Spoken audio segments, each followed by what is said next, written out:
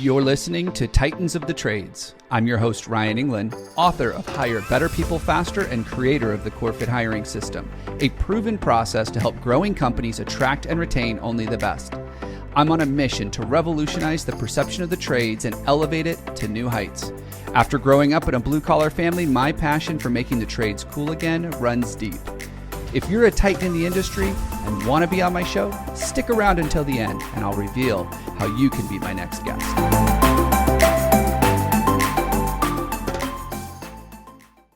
I want to welcome you back to another episode of Titans of the Trades. I am your host, Ryan England. And today's guest is someone who started a construction company because they were down on their luck. They needed something new to do, and they had a background in the trades. They had a background in technology, and they thought, why don't I merge the two and do something a little different in the industry? And for the last 3 years, Jonathan Klemm has been doing just that. He is the founder of Quality Builders. They are out in Chicago, and their vision is incredible. It's a big vision, but I'm going to let you listen to the show to learn a little bit more about that. I want to welcome to today's show, Jonathan Klemm. Hey, Jonathan, welcome to the show. Well, what's up, Ryan? Appreciate you having me this morning.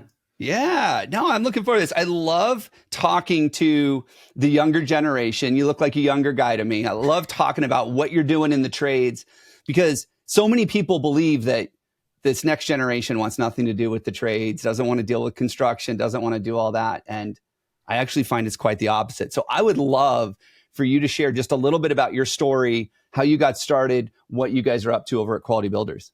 Yeah, thanks, Ryan. So, for me, when I started, I actually started serving from the get-go, through my church, through mission trips, putting on roofs, actually down not far from you in Nashville area, where communities had been hit by hurricanes and whatnot. And so I started working with my hands pretty early on. It wasn't long after that I found a mentor who was a carpenter as well. And he was really the one who kind of put some core values in the foundation of my own personality, my beliefs, and myself. One of my favorite stories was when I was probably 16, 17 years old. It was only me and him always working. He's the type of guy who quality was of the utmost importance. He was much more focused on quality than than the money. And there was always something to do. So if you went back to the truck, you had a bucket to carry. I remember one time I finished sweeping and it wasn't long after that he came back behind me, kicked the bucket out from under me because I got done. He's like, dude, there's always something to do. You got to get back to work. And so, I started working with a mentor and then actually went on to school to study construction and then went to work for one of the bigger contractors before I felt my head getting hit on the ceiling at that kind of corporate W-2 world. Got it. Wow. So, so much to unpack there. You talked about core values and beliefs. You talked about the importance of a mentor and how that has shaped you. Tell me a little bit about Quality Builders. How long you guys been around? Why'd you get started? And then we'll dig into some of this other stuff. Yeah. So Quality Builders, we started right in the middle of the pandemic. So the end of 2020, that's after, Ryan, I got fired twice in 1 month from a tech company focused on rent collection and maintenance. So I actually started it kind of by happenstance. And sometimes I believe, the world, the universe, our higher power pushes us in a direction without us knowing that we're heading in that direction. And so we actually used a new construction single family house here in Chicago to jump off our company. And so it was actually a real estate development of my own. I used to be a pretty scarce-minded, underappreciative, self-absorbed person. And I went on a journey through real estate, through self-development to really find our company, get more aligned with what I wanted to do and really find my purpose. And so we used that first project, $1 million house here in Bucktown, to get started. Two of my best friends and I, who also had similar journeys, came together to really get a focus on technology. And so coming out of a tech company and a really big contractor, we knew we want to implement the systems and processes and technology from the past businesses that we had worked for. It's crazy how when it seems like the chips are down, God sometimes shows up and says, hey, I got a plan for you. Here's what you're going to do now. And by the way, I got some buddies you're going to do it with. Like, you don't have to go alone. So that's really great. Tell me, so you guys got started, you took advantage of the situation. I mean, it seemed like you were down on your luck, but you had all this background experience and this drive for bringing technology into the trades. Tell me a little bit about that. What are some of the things that you're doing from a technological perspective? What are some of the challenges you run into with that? And what are you guys doing to overcome? Yeah, so I think, Ryan, great question. And I think generally most of us would consider kind of the smaller residential space where we're at, a bit antiquated in their tactics and systems and processes. When we started our business, I thought we had to build a bunch of technology coming from a tech company. I thought we had to hire an engineer and start doing a bunch of coding. And, come to find out, I think there's a lot of value in doing research, on what's out there, what things you can use. So we ended up actually finding a project management software that's already out there available called Builder Trend. I'm sure you and many of your listeners may have heard of it, but starting something simple with project management software, something to keep track of the schedule, daily logs, budgets, and getting all of that set up, especially with your accounting. And, for us, we have tons of transactions and getting that linked up to QuickBooks, just simple things that may not be intuitive to everyone have made our business significantly more streamlined and simple.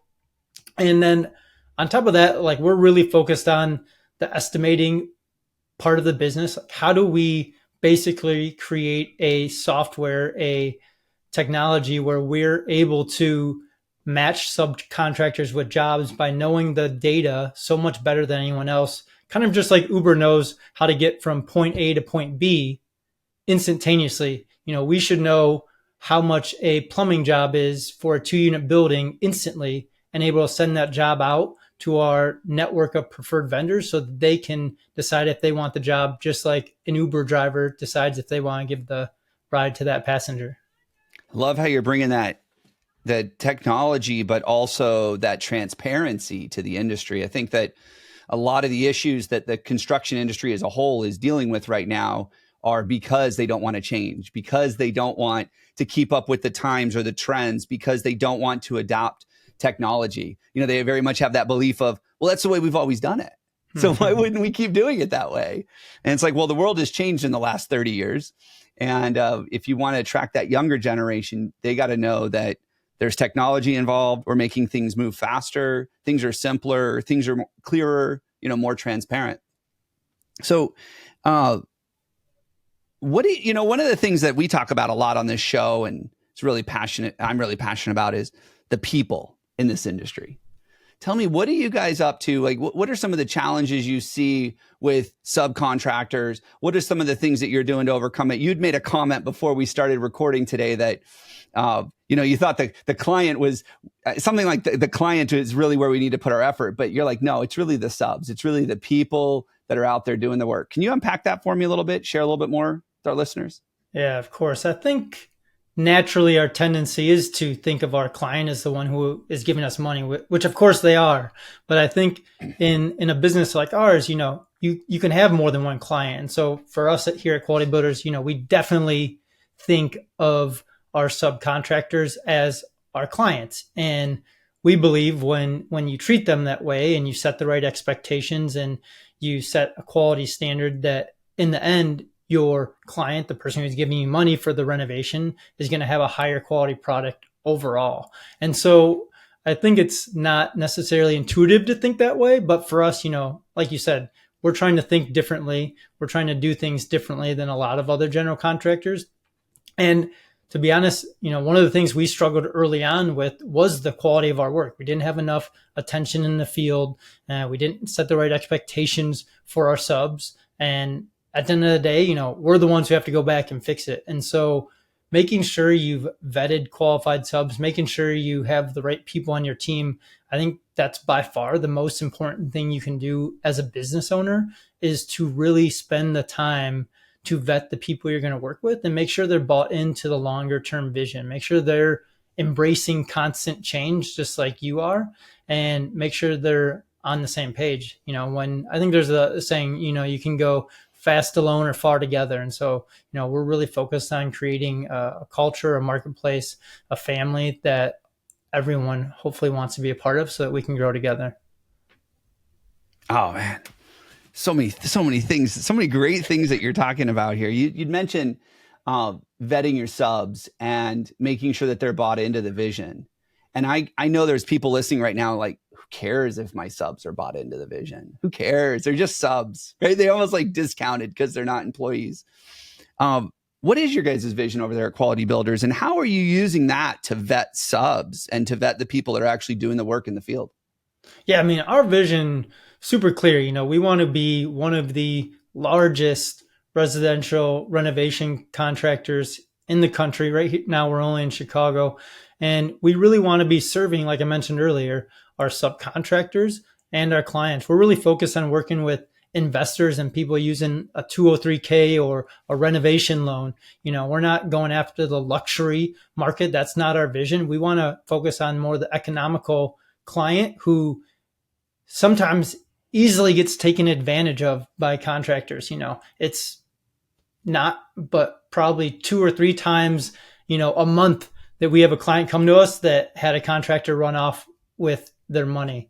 And so painting a vision for our subcontractors that, we're in this for the long haul, I think makes a big difference. I think it's super easy, just in our culture today, everyone wants the short-term gratification. You want to get paid and move on. But when you're able to paint a bigger vision that people want to be a part of, that they can fit within your vision, you really get buy-in that's different than that kind of short-term gratification. So we're selling people on the long-term vision. We're selling people on technology. And like you said, it's not easy. But, with the right vetting, with the right, qualifications, and honestly, with making, many mistakes and failures. That's a normal thing here at Quality Builders is we're constantly making mistakes, constantly failing, and constantly having to improve and reiterate on, the things that we need to improve on. Yeah, I think that's part of taking risks, right? If you venture into the unknown, if you do something different, if you challenge the status quo, you're bound to fail. But learning from those failures, coming out of that, making sure you communicate those failures to everybody else, that's just going to help them stick around longer and actually help you get to that vision. And that is a bold vision, the largest in the country. That's a big vision. And you're right now in Chicago. You're what, 4 years in. Mm-hmm. And so you look like you've got plenty of runway left. What's the plan to get there? I mean, is this a 10-year vision? Is this a 30-year vision? Where are you guys at? Yeah, that's a funny question too, because what's the timeline? I think early on I had a coach, right? I'm a big proponent of hiring people to teach you what you don't know, find people, pay for them to teach you. I had a mindset coach too, and he always talked about it was, most important to get in the right mindset first, set your mindset on where you want to go, then take action, and then let life bring you the result. We're not always in control of how long things take, but we are in control of the direction we want to head. And I think that's one of the biggest focuses where we've shifted, where it's like, okay, we want to do this in 2 years or 3 years. And I'm obviously overly ambitious. And so I think knowing that we're going in the right direction is the most important part for us. It could happen in 3 years. It could happen in 10 years. It might happen in 30 years. I think if you look at some of the bigger businesses in the country, the Amazons, the, Berkshire Hathaways, their hockey stick is still happening. And so it didn't happen in 5 or 10 years or 12 years. It happened in 20, 30 years, And so it's like at the beginning for us, it's about survival. Cash flow is probably the hardest thing that we're dealing with right now. You said we have a long runway. That's maybe in my health and my age, potentially, which I don't know, but definitely not from a cash side. We've had to struggle through getting loans, doing all that type of stuff to be able to survive. And for me, that's what it's about getting going. It's about survival. Wow. So step one is get out of survival mode, get into thriving mode, and then you can worry about scaling later. But I think having the right people on your team and the right people on your side who are aligned to that vision is absolutely critical to it. In fact, it's one of the things that we put a lot of emphasis in the work that we do with contractors is making sure that you've got the right people on the bus. We've all heard about this metaphorical bus that is your business, and you got the right people on the bus. But once you have the leadership team in the right seats, you still have a bus to fill up. Mm-hmm. And if you put people on that bus that don't want to be there and aren't excited about where you're going when there's a breakdown or a traffic jam or a detour or a delay, which we have in our businesses all the time. They're going to get off that bus and go get on someone else's bus. And so being incredibly clear about that vision, making sure we're communicating it well, and getting the right people on your team so that they're excited about where you're going, even when there's a setback. And I love that you're leveraging the resources available to you. I love that you spend time with coaches and mentors. Obviously, I'm passionate about that, being a coach to the trades as well. Is just knowing that there's value in that, because a lot of times people have been that path. They've been down there. And they can give you the shortcut, if you will, like the cliff notes on how to get there faster. So you had mentioned that you had a mentor when you were getting into the trades. You had also alluded to the fact that you're really there to support and almost mentor your subs and help them out because they're all on the bus with you. Talk to me a little bit about that.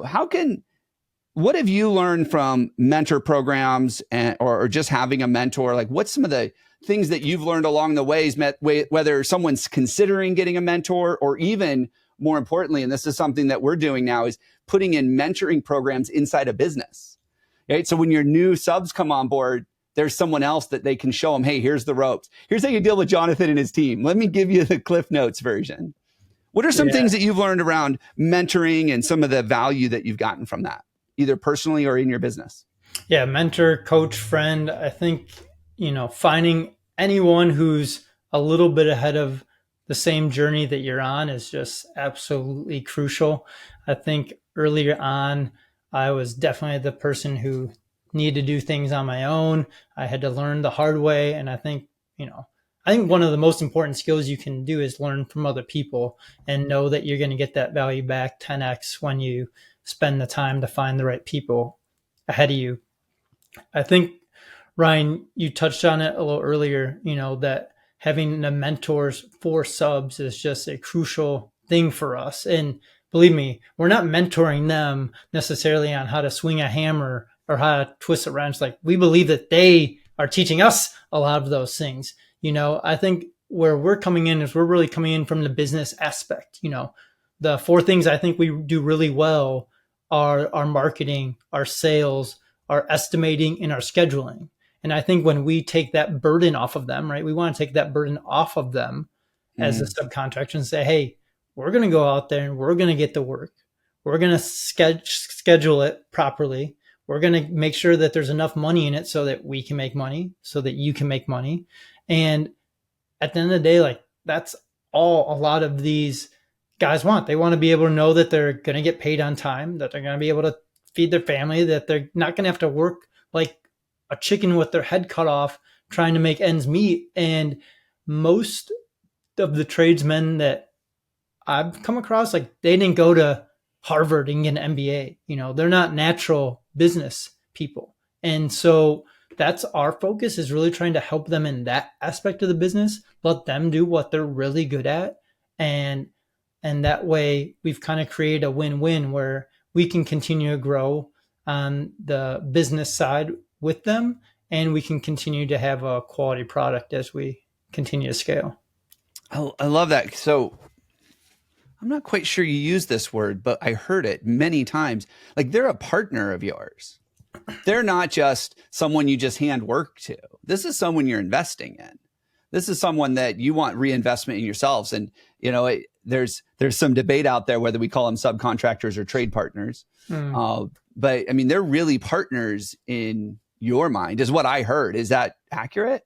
Yeah, 100%. I'm stealing that for sure after this show, trade partner. You might even see it up on our website after this, because I love that, switch of words. I think words are some of the most important things, that go under or go over our heads, that we say these words, but we don't really take into account the meaning of them. And so, making sure that we have partners on board with our vision is, like you said earlier, the most important thing we can do. I think you're going to get burned in the general contracting and the subcontracting space. It's inevitable.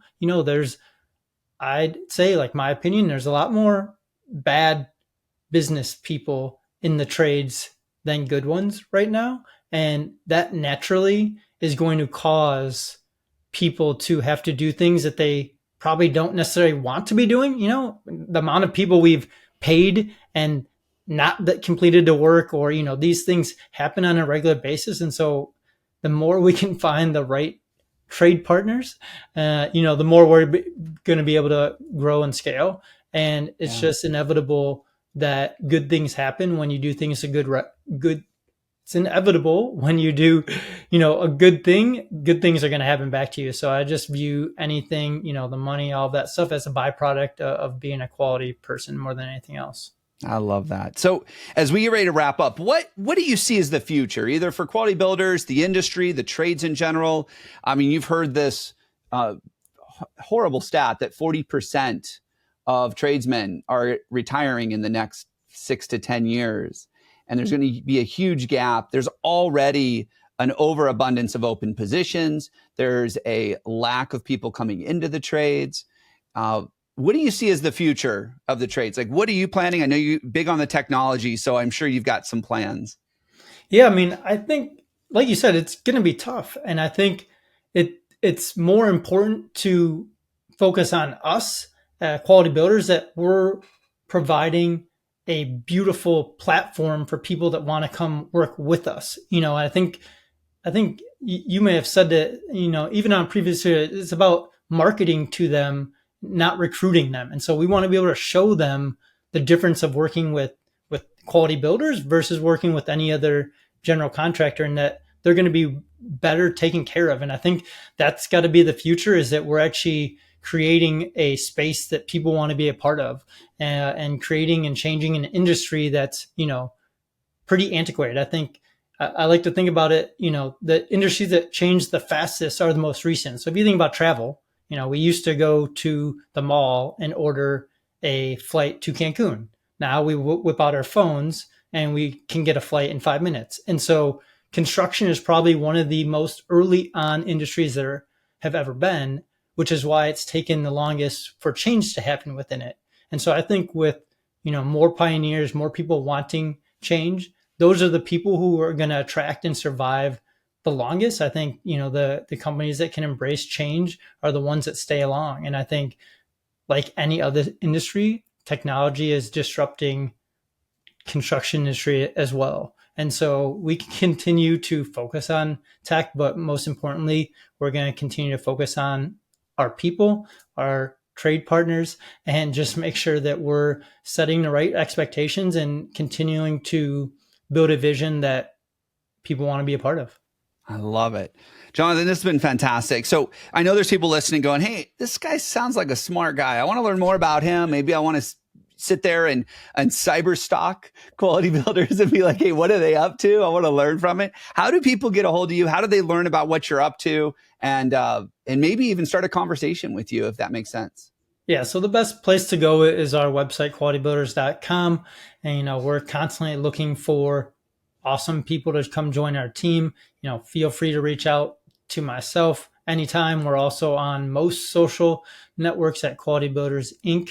We're on TikTok, Instagram, Facebook, LinkedIn, and we try to do that as well because we know it's the way for the future. I try to avoid those social media places as much as possible myself, but I think it's a ultimate branding scheme that we all got to be a part of nowadays. So I get it. Jonathan, thank you so much.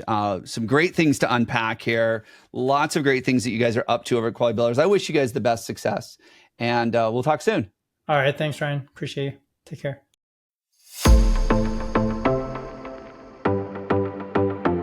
Ryan England here.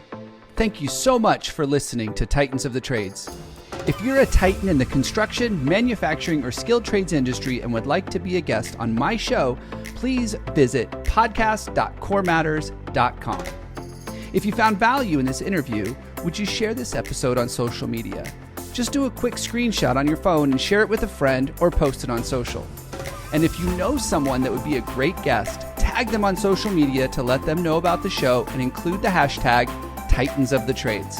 I love seeing your posts and guest suggestions. We are regularly putting out new episodes and content. To make sure you don't miss any episodes, click the subscribe button. Your thumbs up, ratings, and reviews go a long way to help promote the show and get me one step closer to solving the labor crisis facing the industry. Want to know more about how we're doing that? Go to our website or follow me on LinkedIn. Thanks for listening.